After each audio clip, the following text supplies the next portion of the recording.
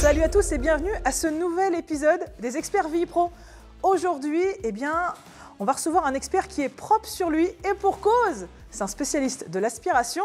Je vous présente Sébastien qui vient de chez Karcher. Bonjour Sébastien. Bonjour Mariette. Alors, est-ce que ça va bien déjà? Bah oui, très impeccable. bien. Je suis content d'être avec toi aujourd'hui. Tu m'as emmené plein de poussière sur l'établi. Je ne fais pas dans le détail, tu vois. Mais je crois que tu vas nous faire un petit brin de ménage avant de partir. Bah, j'espère, c'est une bonne impression. Alors, l'objectif aujourd'hui ensemble, ça va être de parler des aspirateurs pour les professionnels, pour les artisans. Oui. Et c'est vrai que la gamme, elle est très étendue. Donc toi, tu vas peut-être nous aider à faire un choix là-dedans, dans les différentes capacités d'aspiration, en fonction de ce qu'on a besoin d'aspirer, du volume, de la filtration, etc. C'est ça? Exactement, oui. Donc chez Karcher, quand même, vous êtes spécialiste depuis de nombreuses années dans le domaine? Du nettoyage, exactement, du nettoyeur de pression en passant par les aspirateurs ou d'autres machines comme les autolaveuses ou les balayeuses. Donc c'est notre métier de nettoyer. Donc Sébastien, pour parler de ce sujet très intéressant, tu n'es pas venu les mains vides. Je vois que tu as ramené 3 modèles.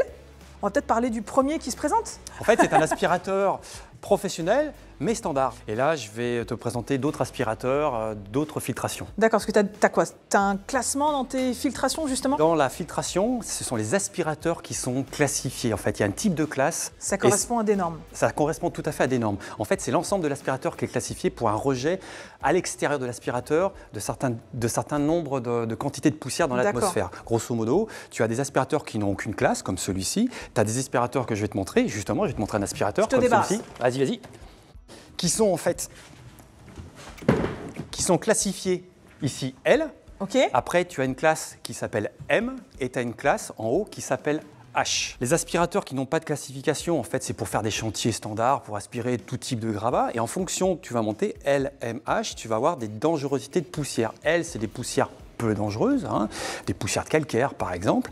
Si tu prends une classe M, en fait, ça va être des poussières dangereuses. Alors, poussière dangereuse, tu vois, ça, c'est de la poussière dangereuse. C'est de la poussière. C'est très volatile, très fin. Et ça provoque des maladies à long terme pour les artisans, plus la classe est élevée, plus la taille des particules filtrées va être exactement. Voilà. Et on garantit, quand tu vois cet autocollant en fait, qui est là, qui classifie en fait, les aspirateurs, on garantit à l'utilisateur que dans l'atmosphère, il y aura peu de poussière qui sera rejetée. Parce que même si tu aspires et que tu as l'impression que toutes tes poussières sont dans ton aspirateur, s'il n'a pas une classification adaptée, tu as plein de poussières volatiles qui ressortent, que tu risques d'aspirer toi-même et qui peuvent entraîner évidemment des conséquences à long terme. Mais il faut bien considérer que c'est l'aspirateur en global qui apporte une sécurité et pas que le filtre. Et le filtre fait une partie du job, mais l'aspirateur aussi fait son job pour filtrer, garder les poussières à l'intérieur. Là, on va rentrer sur une première catégorie qui est avec un décolmatage. Alors, décolmatage, c'est le nettoyage du filtre de manière automatique ou semi-automatique. Donc, il va y avoir des secousses qui vont être faites automatiquement par l'appareil. Exactement. Donc, en fait, ici, sur cet aspirateur… Les plaquistes connaissent bien ça? Ouais, alors cet aspirateur, c'est un modèle intermédiaire avec l'aspirateur que je vais te montrer après.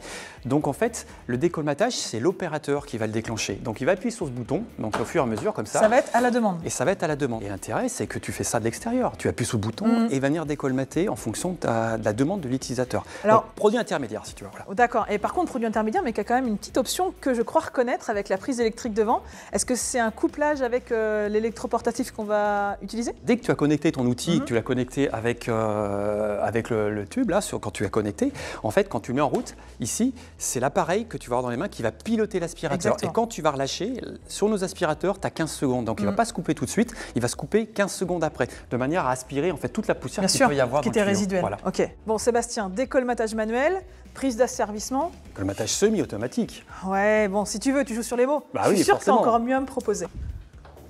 On reste quand même sur un design qui est à peu près similaire, à part la couleur de ton tuyau, je vois pas grand-chose qui change. Quelle est la différence entre un aspirateur qu'on a vu juste avant et cet aspirateur? Alors, premier point, c'est un décolmatage automatique. Donc, en fait, l'aspirateur, il va détecter s'il y a un problème à un moment donné, si le filtre est plein. S'il y a une perte d'aspiration. Voilà, s'il est plein. Pour lui, s'il y a un problème d'aspiration, si le filtre est plein, la turbine va aspirer et en fait, il va forcer pour essayer de faire passer l'air et indirectement, il y a un risque de faire passer les poussières. Donc, en fait, il y a 2 capteurs qui vont mesurer la pression et au fur et à mesure que le filtre va se remplir, en fait, il va déclencher le décolmatage. Du coup, il va s'adapter en fonction de ce qu'il perçoit comme défaut. C'est pour ça, du coup, j'imagine que là, on a un bouton pour l'utilisateur sur lequel il doit dire, voilà, moi, je suis en train d'aspirer au travers d'un tuyau de 40, un tuyau de 21. Parce qu'il va savoir si c'est normal qu'il force ou pas. C'est-à-dire que les capteurs, en fait, il y a un contrôleur de débit d'air en fait sur l'aspirateur. S'il trouve qu'il n'y a pas assez de débit d'air, en fait, il va faire bip bip bip bip. T'as une petite alarme pour l'utilisateur.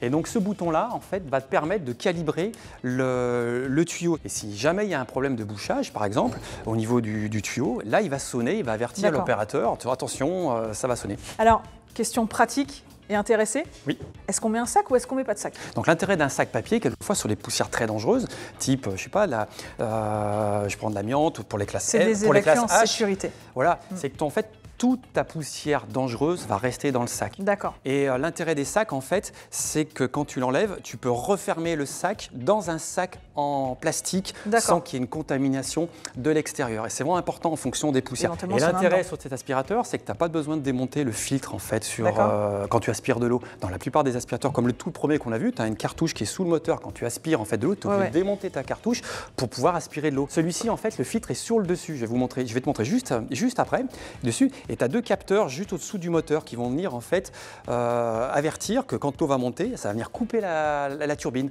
Et il se protège, il y a une sécurité. Et à aucun moment, le filtre il va tremper dans l'eau ou il va avoir contact avec l'eau. Tu vas l'ouvrir ici. Voilà, de cette manière.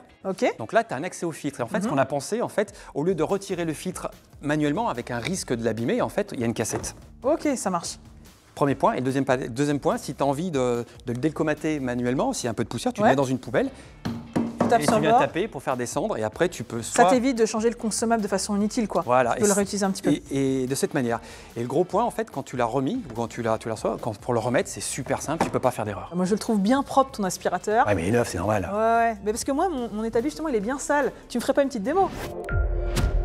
Voilà, mon petit Seb, je t'ai préparé un petit chantier à me nettoyer. Voilà, alors bon, t'es pas obligé de tout me vider, hein, mais cas typique d'un chantier, un peu de poussière de béton, un peu de copeaux, puis un petit peu de poussière de plâtre, donc tu vas me faire un petit coup de propre. Je vais essayer, hein, mais je devrais y arriver sans problème. Je te trouve vachement prétentieux sur le coup là. Ah ouais. Allez, nettoie-moi ça, puis on en reparle après.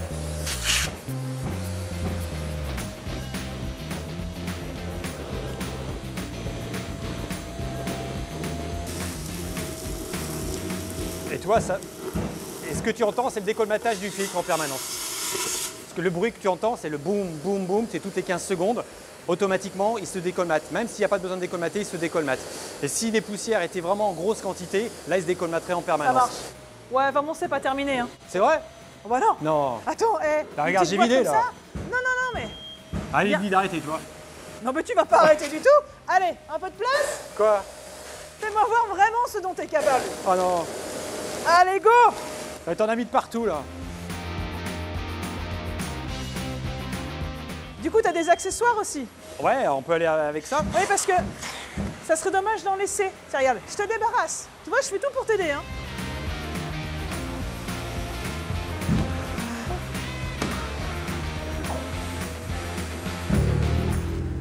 Travail nickel, hein, tu peux le voir. C'est vrai, mais du coup, tu en as quand même aspiré pas mal. Je pensais pas que ça logerait. C'est quoi la contenance, par exemple, de ce modèle-là? 30 litres de capacité, mais on a d'autres aspirateurs qui vont jusqu'à 75 litres de capacité. D'où la question que je te disais au départ, c'est quelle quantité de poussière je veux aspirer au départ, parce que ça va conditionner le type d'aspirateur qu'on va avoir sur les chantiers. 35 litres. Admettons, j'ai 1 litre d'eau. Ah bah ça tombe bien. J'en ai là. Tu me l'aspirerais pas aussi pour me faire voir ça? Je vais le faire, mais je vais prendre un autre aspirateur parce que là, on va mélanger de l'eau avec... Tu veux pas faire un agglomérat bizarre? Exactement. Allez, je te laisse ça. T'es prête? C'est parti.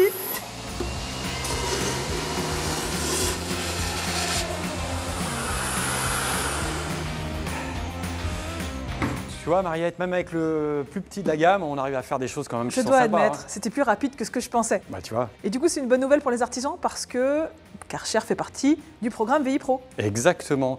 Donc en fait, tout artisan qui achète un produit Karcher peut bénéficier des points VI Pro. Il suffit d'envoyer la facture à VI Pro et automatiquement, il va cumuler des points pour avoir des avantages au sein de VI Pro. Si vous êtes artisan, pensez donc à vous inscrire au club VI Pro. On vous met le lien et même un petit code promo. Vous aurez plein d'avantages en achetant des produits Karcher ou d'autres marques partenaires.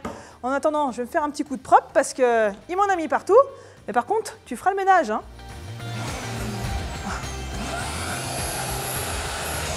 Tiens, il y en a là. Ouais, bah merci hein, pour le boulot. Hein. C'est toi qui salis, c'est moi qui nettoie. Oui, c'est toi qui nettoie. Et nous, on se dit à très bientôt pour un autre épisode des Experts VI Pro.